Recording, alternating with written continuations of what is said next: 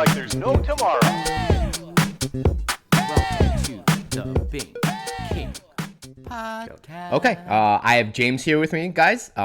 Happy to have you back on the podcast after your MagicCon. Is it called a MagicCon still? What's it called now? It is a MagicCon. It's still called You've MagicCon? got it. Magic Convention, MagicCon. Okay. What was it before? GPs? They're not called GPs anymore. There was one in between.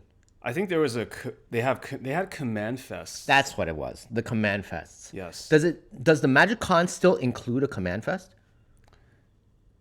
It's kind of in between. They have these designated play areas for Commander now inside. So there's plenty of space now if you want to play Commander. Because I know that a few years back there was some controversy around like people couldn't find places to play Commander during Command Fest, or you had to pay extra for that. I think now it's all part of the package. Okay. They at being Wizards probably learned from their mistakes, the previous events and stuff. Yeah. Because I did hear, even in Beijing, or was it Shanghai, where a lot of people were just playing back at the hotel. They were just like, that's the easy way to do it. Just we're all going to go back to the hotel and play on the floor, play wherever we can. Okay. And to be fair, I haven't been to a Command Fest even now, like whether it's in China or outside China. Yeah. So maybe they still have those issues. I'm not 100% sure. But I know for MagicCons, it looks like it's got the best of these both worlds. Yeah. Nice. Yeah. So tell everyone, you went to Amsterdam, correct? MagicCon Amsterdam. Yes. How was it? It was, I don't know where to start, but it was great. Yeah. It was just a lot of just nonstop magic for the whole week. Yeah. Yeah. But you didn't. You told me you didn't play. I played 0 games of Magic. I didn't do any of I didn't sign up for any of the events. I didn't do the casual Commander stuff. Yeah, I didn't expect you to. Yeah, can I talk about why though? Yeah. Okay, so I guess 2 reasons, right? One, I've been a little disconnected from Magic, which is ironic because you're interviewing me about Magic. But I know for you it's like product fatigue. For me, it was just like there are a lot of stuff that happened to me life-wise, and I just wasn't able to spend as much time on Magic as I would have liked. But also the second part was just I was maybe a little bit too careful in how I spent my time in the MagicCon. And by that I mean just knowing myself. I'm an not extreme, but I'm pretty solidly on the introvert tier. I agree. So when I think about like wanting to recharge my social batteries and being present for stuff, I wanted to prioritize one-on-one activities like this, or chatting with somebody and specific people, and just doing the whole group hanging out and playing Magic all the time with 3 other people. I think it would have drained my battery faster. So I was just very intentional and also like Commander's not a super familiar format for me like it is for you and others. So it's like I would have to read all the cards. I have to know how my Commander works. Shout out to Dion for, lending me the Commander deck because I didn't even have a Commander deck.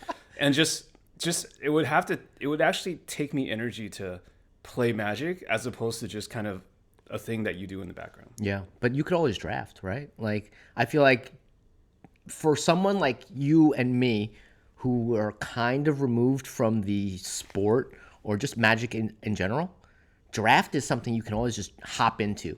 Everyone's kind of on the same page. Like you read up a little bit on what the set's about and you kind of have an idea of how to draft and just go, right? Like draft is always accessible to us, I feel totally. Yeah. Draft so that's something that I would have done at like a MagicCon. Equalizer. Yeah. And it was also weird because like to draft, you'd have to sign up for the draft. Yeah. And I had certain things, obligations at this time as a creator, feature creator. Yeah. And I had to do meet and greets. I had to have my panel and I had to be at certain places at certain times. So drafting would have made it harder. Right. So how is that? That's really what I wanted to talk to you about. Like, how is it being up on stage, having to talk to people, and just meet and greets in general is like weird for me. Well, I'm not one of the big time creators, so I know. It wasn't up on a stage. It was at a table, but it was sitting at a table. But it was still a really new experience for me, and that's why I wanted to try it. How was it? It was in one word. It was really nice. It was really nice. It was good. it was better than I expected. Just that feeling of being, I think you've had this, but I haven't, just being recognized at an event. Yeah. And just being like, hey, I love your people telling me that they like what I do, they like my work, and chatting about, like, for example, what episodes they like, which ones they didn't. Yeah. And just stuff like that. It's nice to have those interactions. I missed out. What was a favorite episode that commonly came up? That's the thing, is everybody had a different episode. Yeah. There's some people that just really like all the pro player episodes, or like the Kai Buddha, or some of the more famous Magic pros. And there's some that are just fans of creators. So they're like, oh, I liked your Zbax episode. I liked your Ristic Studies episode. Ristic Studies was super popular. Had to be. He's a celebrity at every MagicCon, including this one. So 100%. So he, yeah. So you know, it runs the gamut. Everyone gave me a different answer. Okay, that's cool. I mean, because I always feel like if you get enough data, you'll find out that, oh, everyone really seemed to like this kind of thing, and it moves me in that direction. And sometimes I have to like look at it as a creator and be like, yeah, but that's not really where I want to go. Like, I'm going to pull it back. Even though everyone else is telling me, do more of that. That's what we want to see. I'm like, yeah, but that wasn't really me. Or that's not really where I want to take this channel. And so I have to kind of reel it back. Do you ever feel like that? I think that's the great thing about what I'm doing for Humans of Magic is that by design, you can't put it in a box. Yeah. Because I'm not saying that my show is about Commander or it's about a specific format. And every episode by design is with a different person. So even if someone said, oh, I loved your Reduke episode, there's not much I could do with that. It's not like I could do an episode of Reduke every month because I'm not doing a regular show with him. Yeah. So it's very, I don't know. It's like in Magic terms, it's like a morph. Like it just morphs into different things at different times. It's very loosely a collective of interviews, but it's just whatever I happen to be interested in right now. Yeah. So almost by design, it can't be put in the box, but that's also why I think it hasn't had the mass appeal, you know, because, and probably similar to what you do, right? Yeah. It's like, you're not going to just do jujitsu. Right. Right. Yeah. That's what a lot of people, they're like, just focus on jujitsu in Shanghai. And I'm like, yeah, but I like talking about, you know, the coffee scene in Shanghai. Like, I have friends that have coffee shops, and I want to talk about what the crazy coffee scenes like here, right? Look at Shanghai. There are more coffee shops per like square kilometer than any other city in the world at the moment. That's crazy. Like, don't you want to kind of know what's going on here? Like that, to me, that seems so cool. Yeah. And I don't have to talk about jiu-jitsu every week. Like, let me talk about coffee if I feel like it. If there's one thing that I think I've kind of landed on for Humans of Magic, especially over the past year. Running.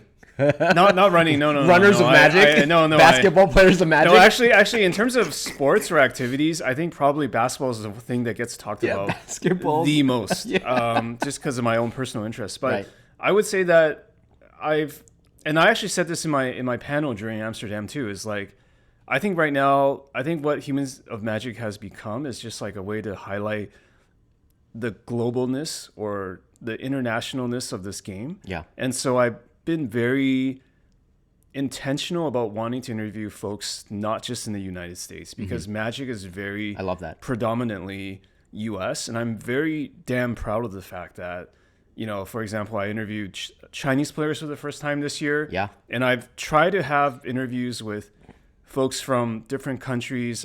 During the panel, I actually had a slide in which I claim to be the most diverse Magic podcast, because if I just look at if you just list all the countries that the guests are from, there's at least 15 to 20 different countries. Yeah. And I think there's no problem with the fact that Magic is, you know, it's designed in the US, its roots are in the US, but there's so much more about these stories, and I think the interviews are a way to tell that story of different people around the world. And so I think that's what the mission has become, is to highlight that. And also the fact that I'm just here, and I think it's weird to not take into account your surroundings and environment when you do any creative endeavor.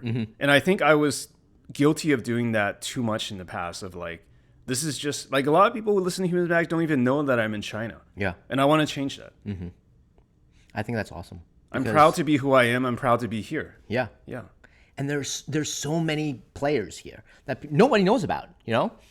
And I really think that at least for me, the scene here is kind of unique because it's kind of cut off in a lot of ways.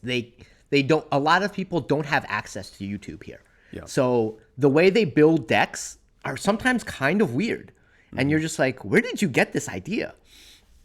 And then they're like, oh, you know, I was just playing with my friends and all of a sudden this thing came up. And it reminds me of like when I was playing as a kid and you didn't really have that much internet access. So your group of friends built their own kind of like meta. Yeah. And it's different from the US, which is very often, rest of world, let's say, which is very often like taken in a, I guess, more YouTube-y route. Like whatever pops up more often on YouTube is how decks are more often being built. But like the meta here, because there's less YouTube, is different. And I enjoy that. I enjoy being like, oh, you guys build decks really weird. Are you speaking of the EDH? EDH? Yeah. Okay. And I like it. Like, I think it's a unique meta because it's so cut off from Western media. Okay. And I don't think a lot of people realize how different it is here. So China's very siloed from the rest of the world in many things, right? Yeah. And I guess this is one of them. But wouldn't there? I don't follow Commander super closely. Isn't there also just a lot of people importing stuff from the U.S. Yes. for Commander? Correct. Or I see people like directly ripping off YouTube videos and posting them on Bilibili. Like, don't get me started on that. I think I don't like that stuff. You know? Okay. So let me take the devil's advocate approach, even though I'm on your side. I don't think that it's right to straight up take YouTube stuff, put on Chinese subtitles, and just you know, put it up on Bilibili or whatever. I don't think that's right, because to an extent, that's their work. Like, you are barely adding value to it, and you're just putting it out there. But I've talked to a lot of players, and a lot of players have been like, I don't have VPN, or I can't access it. I can't access it, and it would be nice to get, you know, a little bit of access.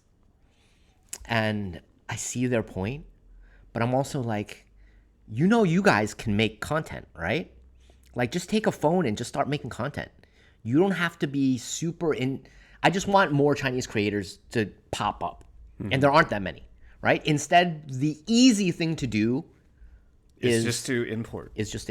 And then throw it through an audio to text, Right. you know, converter, translate. I feel like we're on the same page here. Like, I'm not just saying like black and white, you should never do that. Yeah. But I feel like creators or people, Magic players, just need to put their own spin on things. Like, if you do that, at least make it a React video or add your own commentary on top of that. Yeah. Right? That way you can remix it and it's still respecting the original IP, but you're also making something new out of it. Yeah. And there's no kind of westernized awareness of this is, hey, let's think twice about doing that. I just don't think there even crosses the consciousness of people who do that. Nope. And maybe this is just me being bitter or whatever, but I don't like the fact that some of these channels have fairly big followings from just doing that. That's not your work, buddy. Yeah. No, I'm 100% with you here. Or if you do that, let's like remove 2 zeros from your follower count because you don't deserve it. But they're not making money off the Bilibili.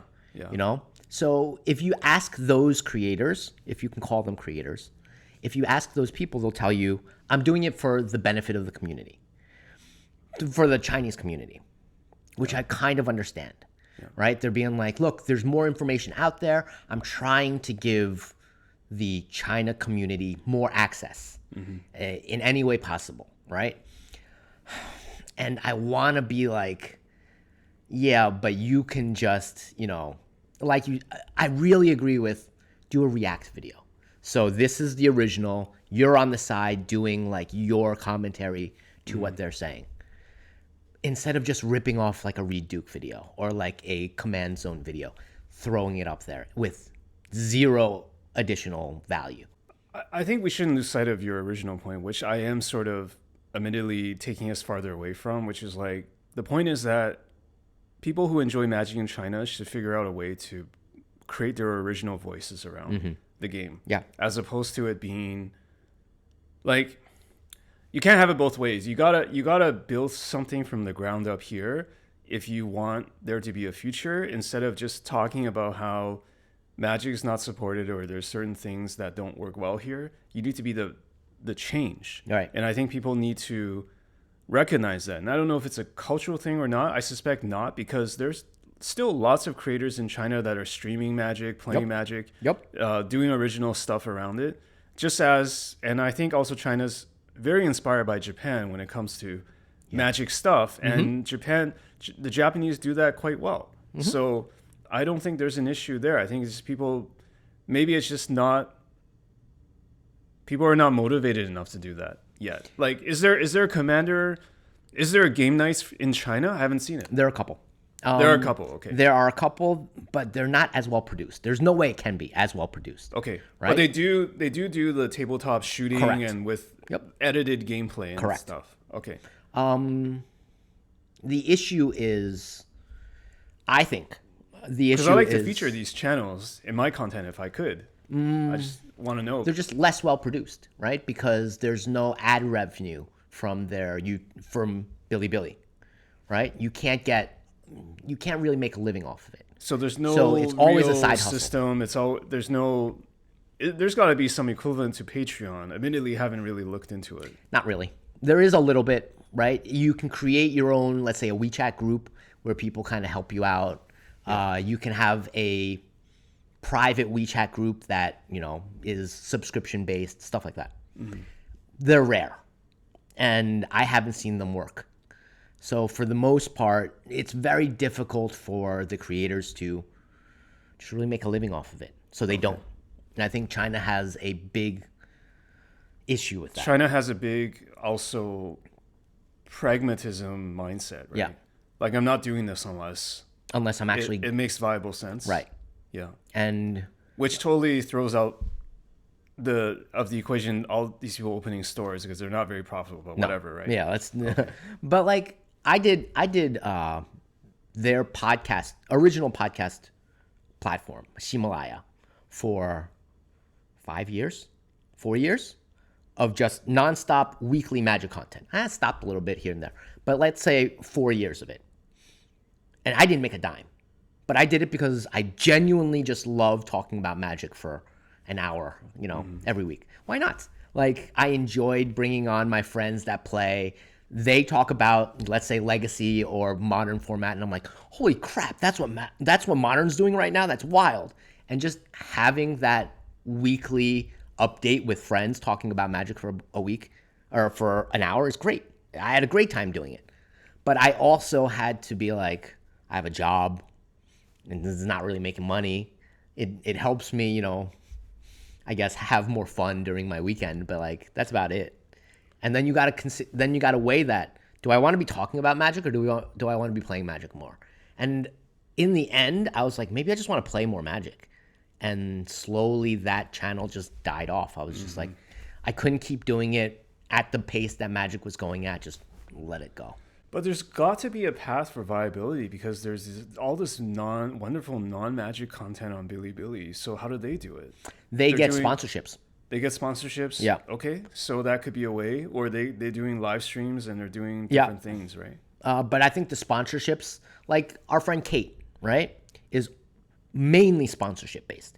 She is sponsored by, let's say, Lululemon or... Because it's a podcast, I would mention her full name, but I don't even know her full name. I don't even know what her last name is. Kate Jiang, is that her last name? Okay. But she's 一直海胆 or whatever. Sure. In my WeChat, it's just like, she's the KOL Kate. Yeah. Okay. KOL Kate, is that what she is? Yeah, to me. Yeah. Okay. But most of it's sponsorships, and the sponsorships in China Magic are just not there, right? They're the Ultimate Guards, what are the other brands? Like they're not there to Ultimate Guard, Dragon Shields, yeah. Heavy Play, like all the American. Yeah, or they're not sponsoring Chinese content. Interesting. So it's really hard for creators here. Okay, so there's just no ecosystem around it. It's too hard. You know, everyone does it for the love of the game, but you can only do it for the love of the game for so long. I lasted 4 years, and I thought that was longer than I thought it was going to last. Yeah, that's above and beyond. Yeah, and I was just like, I can't do this anymore. You know, it takes me too much time to book guests, edit, put it up, and then respond to people being like, yo, that was shitty. That episode was terrible. And I was like, I don't really, like, who the fuck are you? You know, leave me alone. I just want to do this for fun. Yeah. And it just wasn't, it didn't come out, the math didn't work out. You know, on this note, like, strangely, one of the reasons I did do MagicCon Amsterdam was to try and find my spark again. Yeah. In Magic. Did you Because find it? I had lost it. Yeah. I had definitely lost it. And I think I found maybe a half of it back. Nice. Just because now I was able to connect with people that I've been in touch with over the years. Yeah. And it just felt good to be like in a place where Magic was celebrated on one roof for several days straight. Yeah. And to see the Pro Tour that was happening there, like it was very energizing, re-energizing for me.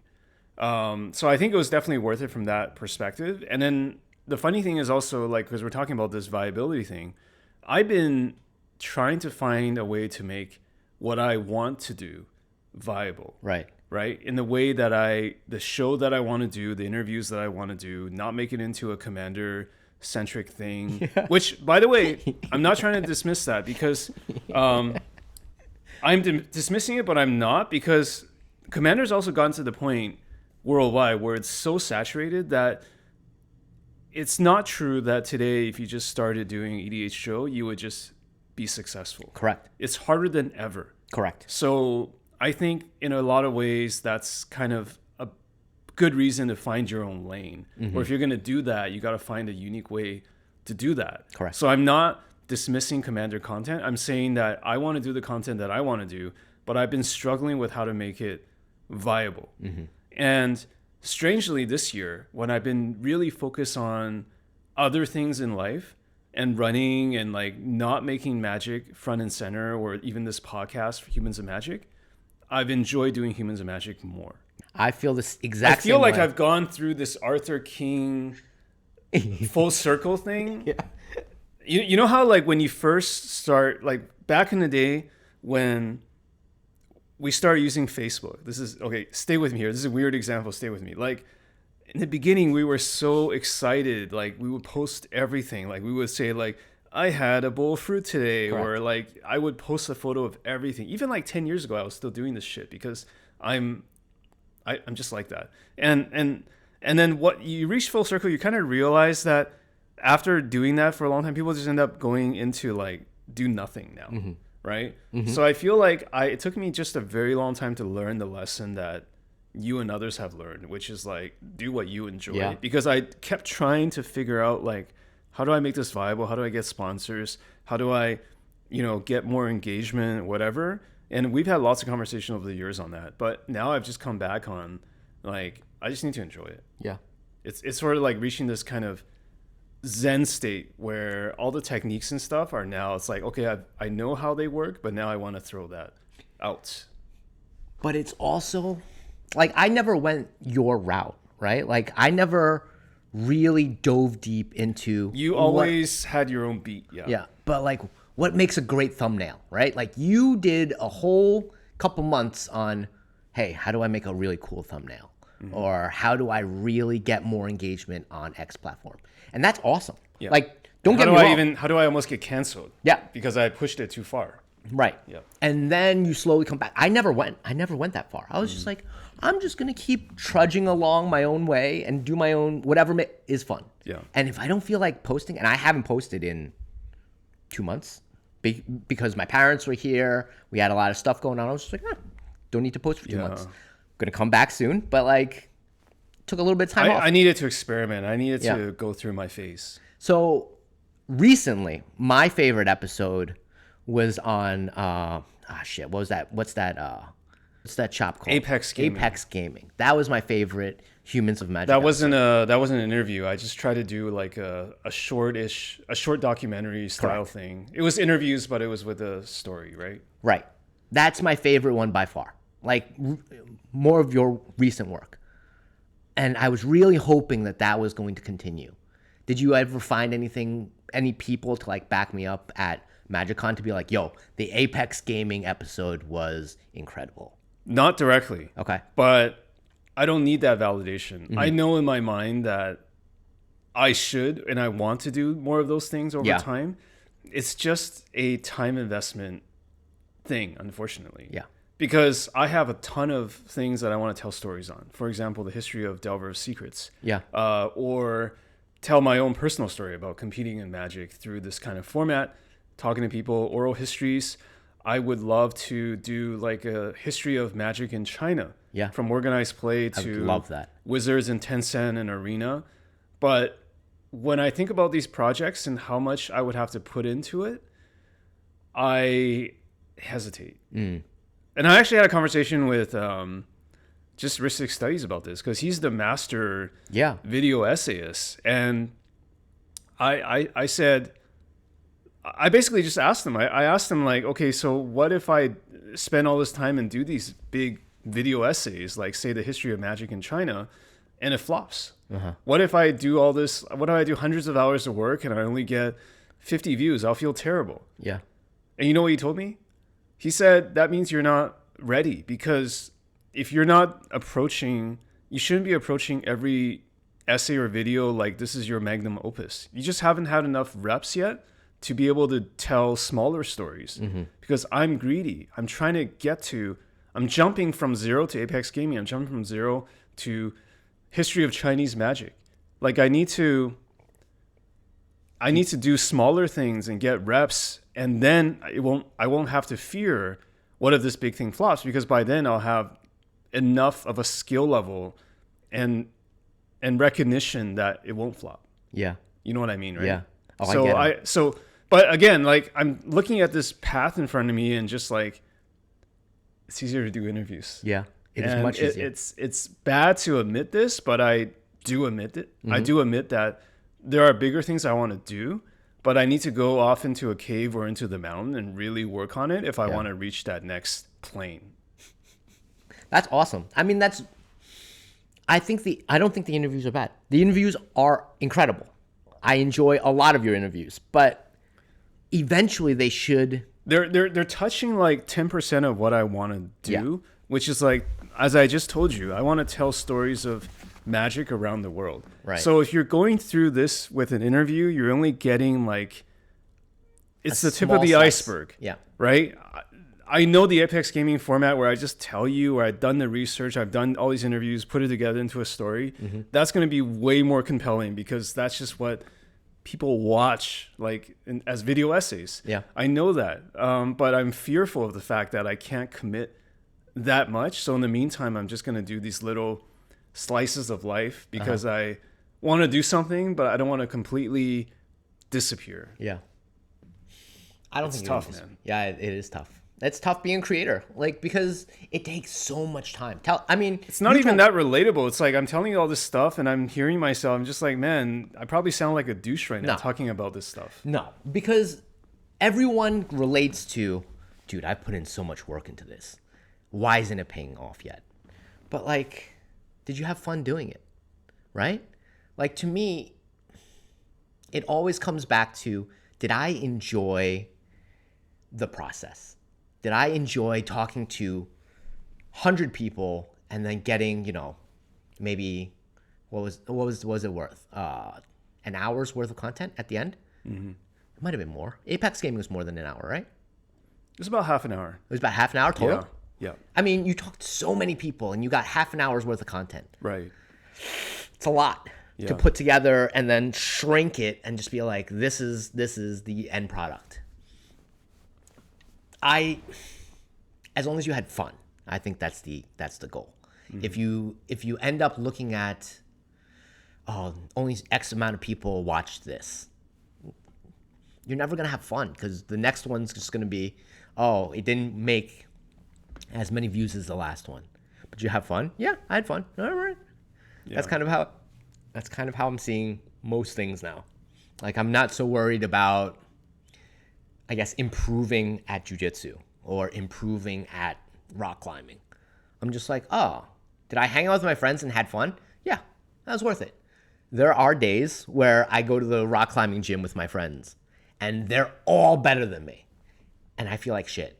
Did I have fun? I didn't really have fun today. Maybe it's time to improve. Like those are like my keys. I'm just like, oh, today I kind of felt shitty. Maybe it's time to get a little bit better at this. So I can keep up with my friends, so I can, enjoy the process as much as, they are. Yeah, I need to figure this part out. I need to psychoanalyze myself because like it's so inconsistent with the rest of how I live my life because I've always been very much a compare myself just to myself, self-improvement. Yeah. When it's physical exercise or something else, it's like I just care about improving myself. I'm not looking at someone else's numbers. But somehow as a creator, like I'm just doing that. Yeah. It's different. I need to figure out why it's different for me. I don't know.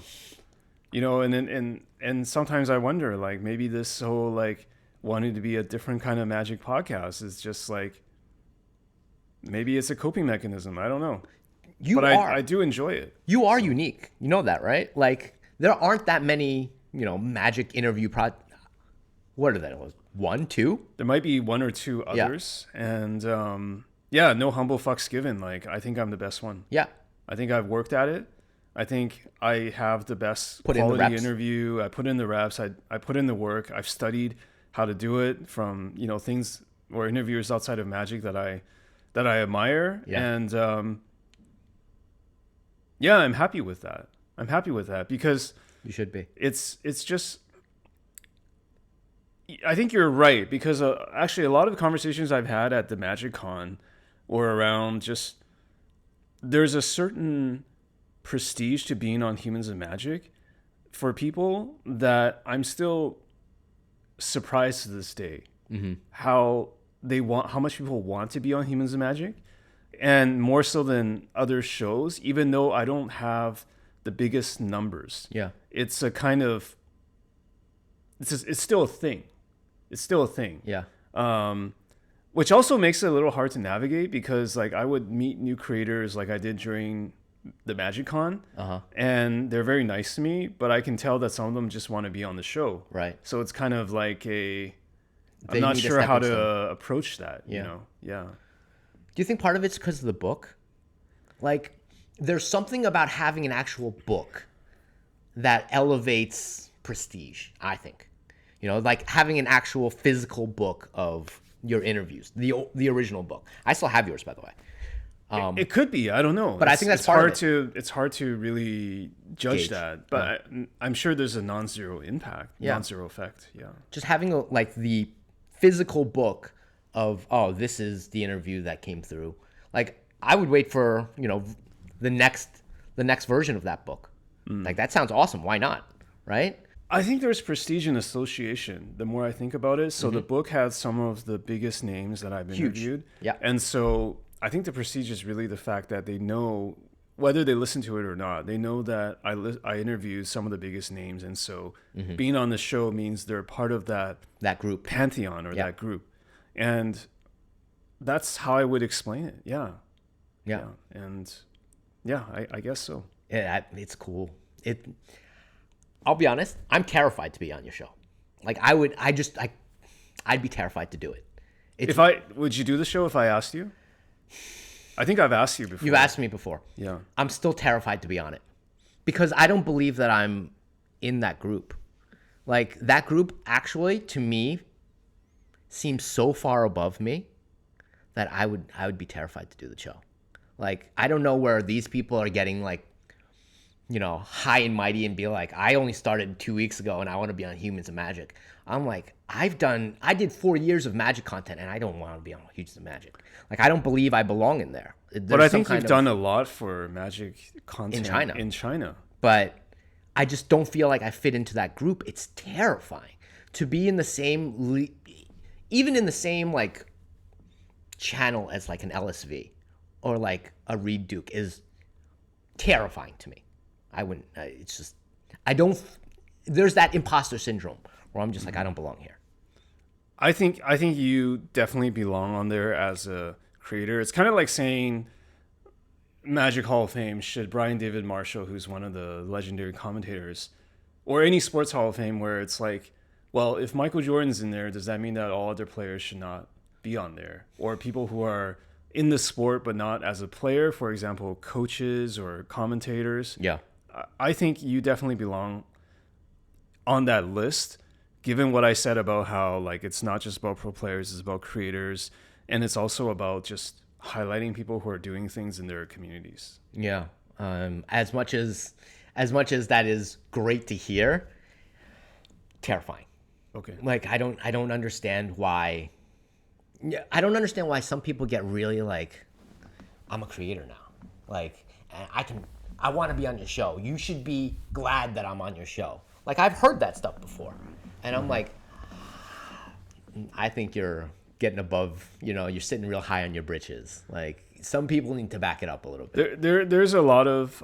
there's a lot of that. There's irrational confidence, I think, is what Bill Simmons called it. Bill Simmons from, the legendary sports podcaster, So I don't know because I don't watch sports. But anyway, he's from the Boston area. He coined irrational confidence. It's like someone who comes off the bench and just acts like they're the best player on the court, right? And just takes a shot, and they might even make the shot. It's just they have that exercise confidence, and I think a lot of content creators just have that. Because one thing I've tried to explore with people is like, why did you even get into making content? What makes you go from player to creator? And there's always that extra confidence. Wouldn't you agree? You can't separate that out from people asking me to be on Humans of Magic or shooting their shot, because that's what got them there in the first place, to become a creator. They somehow believe that they could do it. Yeah. But that's so dangerous. To some extent, that's dangerous.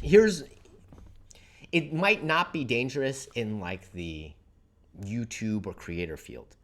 But I don't know if I've told you, I recently got really into hiking in China. And I don't know if I've told you this story, but we went on a hike it was a 3 out of 5 level, okay? And during the sign-in for this hike, they were like, I hope you have a little bit of rock climbing background. Please tell me about your rock climbing background. And you've done like somewhat dangerous hikes before. I didn't think I could go on this hike. I was like, guys, we've only been climbing for like 2 years. Like, I'm not great at it, and I'm really nervous that they're just gonna turn us down. So we applied, they accepted us. I'm like, okay, thank God. We went on the hike, and on the bus, the hike leader was like, so who's a complete beginner? And originally I was like, no one, because there should be no one. And then like 3 or 4 hands went up, and I was like, oh no. And then, middle of the hike, there is a rappelling, I guess, section where you have to rappel into a cave and then obviously climb back out of the cave. And one girl could not do it. She was significantly heavier than the rest of the pack, and could not climb back out. And I was like, what made her think she could do it? Like, in my head, I saw her and I was like, that's not going to work. There's no way she's climbing back out. I saw her coming down. She couldn't even come down. There's no way she's going to get back up. And I was just like, why did they accept her? And why did she think that she could do it? Where did this irrational, just sense of I can do anything? It didn't make any sense to me. And I sat there and I watched 3 hike leaders push and pull this woman out of a cave. I would never have gone down if I was her. If I was her, I'd have been like, that's out of my comfort zone. That's out of my ability right now. I'm not going down there. Like, I've never climbed, so why would I go down there? And she just thought she could do it. We could go really deep on this one. I think we could go really, like, first of all, signing up, but then secondly, deciding to descend into that area. Cave. Yeah. So is there some sort of, do you think there was some sort of belief that she had that people would always just bail her out? Maybe she's just been bailed out so many times, and she was just like, the leaders are going to get me out of this cave no matter what. Could it be that she was completely just oblivious and ignorant, just didn't even think before going down? But on your way down, you had to be like, Yeah. this So is so it's more likely that she just felt that she would be bailed out. yeah, that's probably what it was. So she would rather create work for other people to do all that heavy lifting assistance than not go down in the first place. Yeah, that's what I think it is. Yeah. But it was so selfish. Somebody out there is going to make like a commentary video on this entire thing just and talk about that confidence and that selfishness drives me nuts. I'm just like, what made you? Did anyone give her a hard time? No. No, not a tongue lashing. You didn't talk to her or any. I saw it and I started laughing first because the comedy of this woman being pulled by one guy, being pushed by two other guys is absurd. Like, I don't want to directly offend her or insult her, but I would at least like ask her, like, what were you thinking? Yeah. I would hope someone asked her that. Like she should at least give others the courtesy of being able to ask her that. Yeah. But no one asked her. I don't know. I'll be honest. I saw it and then I was just like, I'm going to continue on my hike because that's too ridiculous. I was there, I definitely would have asked her. Yeah. I don't care who she is. She's like the princess of Morocco or something. Yeah. I don't care. What made you think you could come out of there? Like, no, I wouldn't try to do it in a condescending tone. I would just ask her. Yeah. I just want to know. Yeah. Just curious. No, I don't want to preface it by like, oh, I'm just curious. Like, just ask her, just with a neutral tone. Like, what were you thinking? I bet you the answer is I wasn't thinking. 90% of people are just like, okay, but let's say that she did answer that. Maybe she could be sincere in that, right? Yeah. She could just be totally clueless. Maybe. But on the other side, like, imagine creators just being like, I could do it. Like, what's the difference? You know? Well, the difference there is that it's the climbing hiking thing is actually a matter of survival or life or death. Like if everyone just left her there, she's done. Then she's done, right? But if someone went on Humans of Magic, not saying you, but if someone went on Humans of Magic and they totally made a fool of themselves, it's not the end of their life. No. Because to be fair, it's Humans of Magic. Yeah, it's just one thing, you know. Like I don't know. Sometimes I have imposter syndrome being on your show, and it's like I don't know if I'm sounding good here. Like, you know, it's it's fine. Yeah, as long as you're having fun, right? Yeah. Like, to me, I'm always just like, is this fun? You just gotta experience it, right? Not inconvenience other people, but if you just experience it and put yourself out there, like, you know, I've been doing the Popcorn Club talks, and I've been doing my thing. My shtick has been like, you know, telling people like how to start podcasting, and 80% of what I talk about is just like the mindset. You have to believe that you can do it. Like, I'm not telling you all this technique, like use this equipment or, you know, the lighting. Like, it's just about, can you do it? And are you willing to just be stupid for 50 episodes until you figure it out? Yeah. Yeah, that's what it's about. What's the reaction from like the crowd? I think it's pretty good. Well, first of all, I think the people that are already attending these things are people that have some inclination to want to know what goes behind the scenes of podcasting. Correct.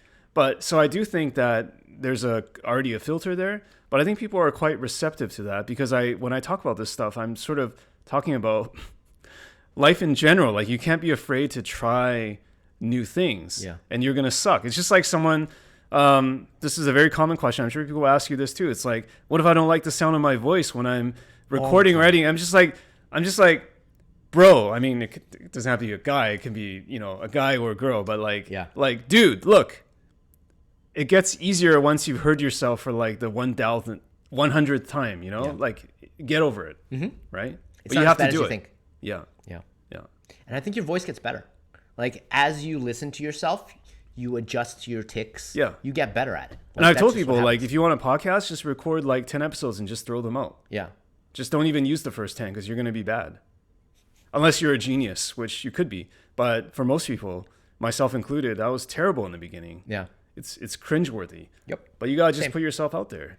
But I think there's a certain thing here about the mindset that, in a way, no one can ever learn that. No one can ever get that from me or you telling them. Yeah. Just do it. You just got to do it. Yeah. No one. Like, there's something in people that just lets them just drop themselves into a cave without thinking about the consequences. On the flip side, there's people that will never ever even like walk a kilometer in this direction because they're afraid of something that may happen that will never happen probably. What do you think stops people from doing it, from doing their podcast? Because they came to the popcorn show, they came to watch you speak. What do you think stops them? Because I've told a lot of my friends to do it, and a lot of my friends 90% don't even start. The ones that do start do about 10 episodes, quit. People just don't want to do it. Like, what do you think stops them from doing it? If I'm being honest, I think what stops a lot of people from doing it is just having a normal, healthy size ego. Because people like us feel like we have something Special? more special to say. A little bit. That we're willing to overcome the hardship of doing it or the criticisms and things like that to do it. It's just we have an outsized feeling that we have something to say. Yeah. That's it. And because you've said yourself you're very introverted. Like talking in front of people at like, MagicCon, going to the popcorn club where you have to talk in front of 10 people. Like that's not easy. Public speaking is one of the most difficult things, especially as an introvert. How do you get over it? I don't know. I've never been nervous public speaking. I've never been. Interesting. When I feel like I'm in command of the topic and I'm in control of what I'm saying, and I feel like I'm building that connection with folks in the room, because like it gives me such a good feeling to know that these people, they might have just walked in and they weren't expecting anything, but I'm going to give you a really good talk and I'm going to make you like not look at your phone, so you're actually paying attention to what I'm doing because I've got your attention. Yeah, like that's super fulfilling to me. So I don't think public speaking, fear or not, has anything to do with introversion, extroversion. Okay. Introversion just means that I need to recharge my batteries alone. How bad is it afterwards? Because I really enjoy public speaking. I get a high after public speaking. Me too. Yeah. I feel especially if I feel like I've delivered and I've made some connections with people. So you watch them suddenly click and you're like, oh, that was sweet. I like that. Yeah. It's like, cause we're not all like, famous rock stars. I feel like that's the closest you can get to playing a show and feeling like you nailed it for normal people. So I like that. I like to. I would almost say I like that. I would like to repeat that feeling. I like to keep doing it. The human connection is important. Yeah. Yeah. I feel it too. Like, and as long as it's on my own terms, whether it's this podcast or Humans of Magic or a public talk or something, it's on my terms. So I'm very comfortable with it. It's not like someone just said like 2 minutes earlier, like, James, go up and say something. Yeah. Although I've gotten better at improvising as well. I think that's the key to it.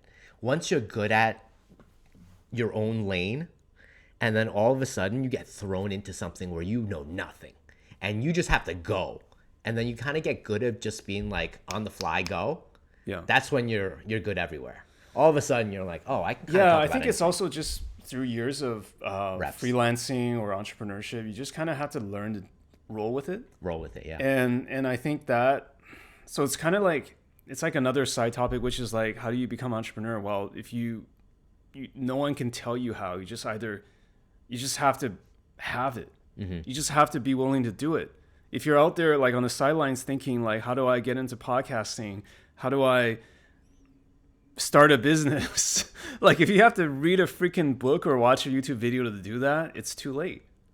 Like I met someone at business school. I asked her like, why are you doing this MBA? She's like, this is one of my classmates. She said, I'm doing this so I can learn how to start a business. I'm just like, lady, if you're doing it for that reason, you are beyond hope.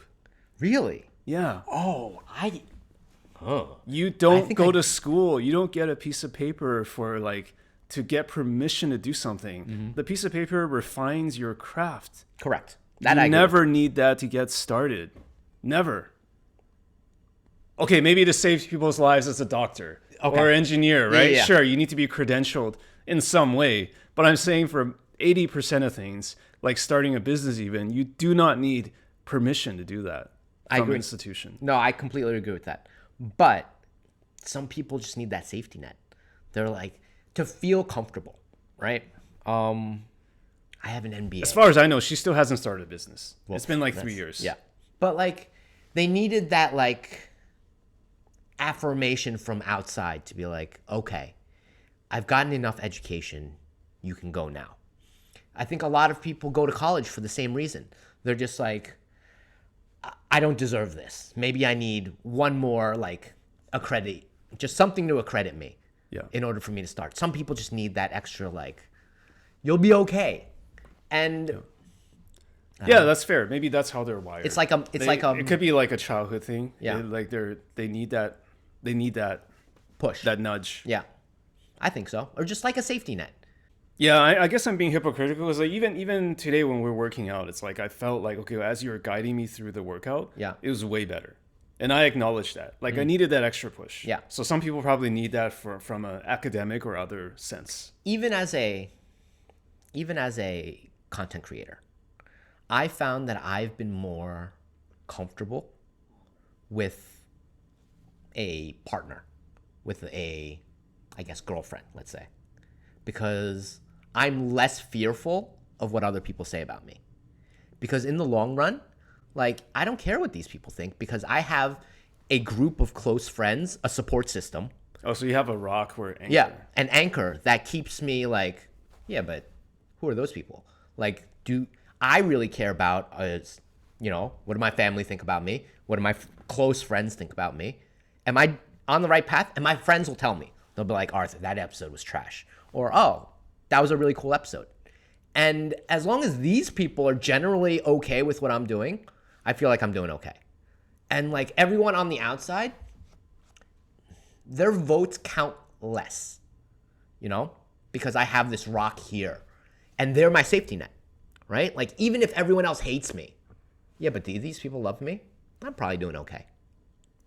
And I think everyone just needs a different safety net. Sure. Right?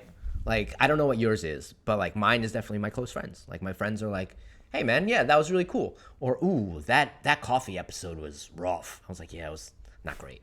You know? And you roll with it. But like those opinions mean more to me. Yeah. Than like just some rando person that's just like. Yeah, you know? And honestly, that was the biggest thing I got out of the MagicCon. It was just like, just in these private conversations with other creators and feeling like, okay, I'm getting supported that way. Yeah. People see the work that I put into it. That means more in this circle of select friends / creator / associates than the public perception. Because I did an episode recently that was, without getting specifics, it was very political. Okay. It was very political. It was about a war that's currently happening right now. I did listen to that. And I got so much love and hate on it to the point where it's just like, I was actually thinking this morning, like, I just can't win. Like, I could do an interview with someone who is like pro the other side, and I would get the same feedback from the other side. So it's like, you just can't win. So you just have to do it. And I'm very proud of that episode because I did it because I felt like I felt there was enough nuance. And at the same time, I also realized that people that hated the episode never really listened to the episode, if you know what I mean. Like, it was very much like there was something that I wanted to highlight there, which is like, regardless of what the guests and I are talking about, do your own damn homework. And I think that was just completely lost in the thing. And the last thing I'll say about this is that this is always extremely funny to me. I don't know if you get this too. It's like the way I position an episode is how I see it. Yeah. But somehow people put this like extra level of power, ascribe this higher level of power to me that I don't even think I have. Like, for example, the episode I called it the blah, blah, blah primer. And then someone said, oh, you shouldn't call it a primer because that means it's definitive. And what if someone listens to it and you know what I mean? So, but it's like, I have no power to be the official thing for anything. Right. So fuck off, you know? Like, I hear you, but at the same time, fuck off, you know? I'm going to disagree with you. Okay. And here's why. I'm on this kick recently where I believe that we shouldn't distort the definition of words. and we shouldn't use words willy-nilly because especially in Shanghai, especially in China, there are things that come in like everything comes in big waves. So I remember when a foodie meant something. When someone was called a foodie, or in Chinese it's called a 吃货, it meant something. It meant you really understood the restaurants in your area, or you really understood food. Now, every single girl is a 吃货. Every single girl is a foodie. Like you take a photo of food and you're a foodie, immediately you're a foodie. Yeah. The word has literally lost its meaning. Right. Because it got used without, True. We need to balance that, right? Correct. That's... Everyone just used it until it was meaningless.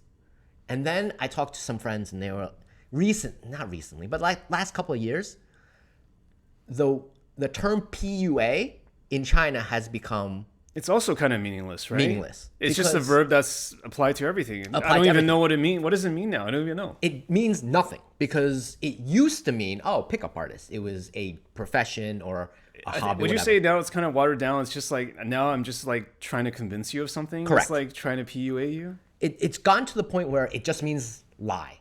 And I was just like... okay, it just means dishonest. Yeah, it just means dishonest. And it used to have meaning.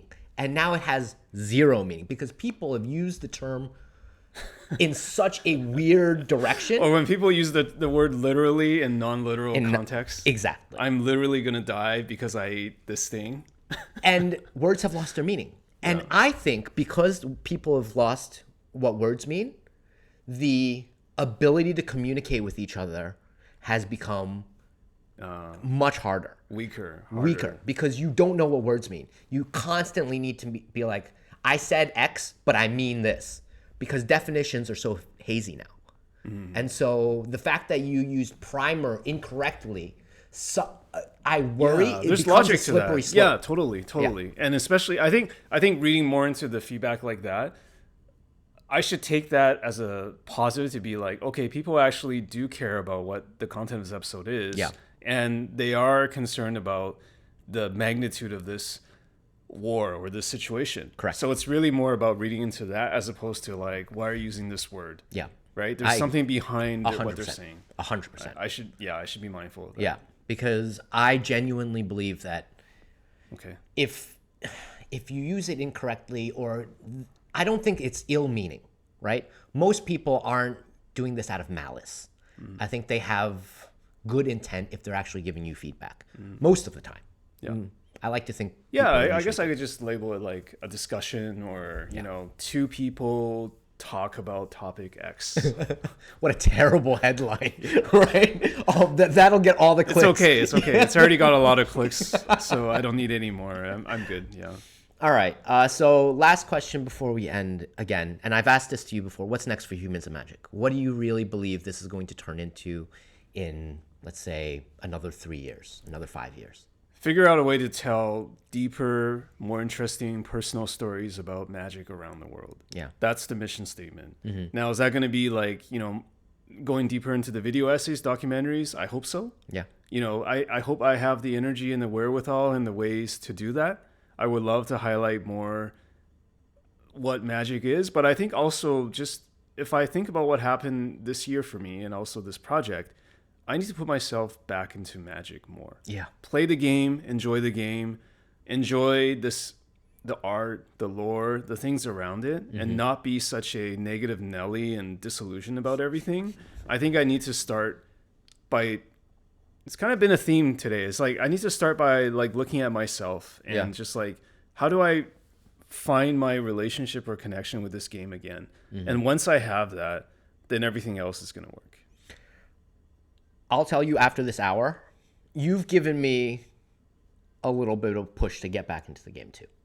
Like, I've been trying to find that little bit of spark back for Magic for me.